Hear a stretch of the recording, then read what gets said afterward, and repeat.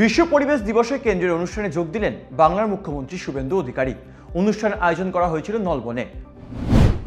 চলতি বছরে 1,10,00,000 গাছ রোপণের লক্ষ্যমাত্রা রাখা হয়েছে। বিশ্ব পরিবেশ দিবসে এমনটাই জানান মুখ্যমন্ত্রী শুভেন্দু অধিকারী, যার মধ্যে বিশ্ব পরিবেশ দিবসেই লাগানো হবে 6 লক্ষ ফলের গাছ। শুক্রবার হঠাৎ দিল্লির উদ্দেশ্যে রওনা দেন বাংলার মুখ্যমন্ত্রী শুভেন্দু অধিকারী। দিল্লিতে বিজেপি সদর দপ্তর পৌঁছন মুখ্যমন্ত্রী। সূত্রের খবর, শুক্রবার বিজেপির সর্বভারতীয় সভাপতি নীতিন নবীনের সঙ্গে বৈঠক করলেন শুভেন্দু অধিকারী।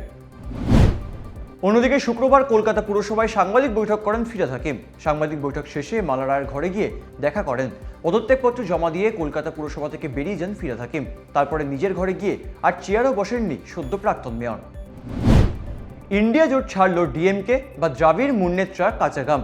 দলের মুখপাত্র টিকেএস ইলানগোভান বৃহস্পতিবার জানিয়েছেন, ইন্ডিয়া জোটে তারা আর থাকছেন না। এমনকি দিল্লিতে হতে চলা আগামী 8 তারিখের বৈঠকেও যোগ দেবে না ডিএমকে।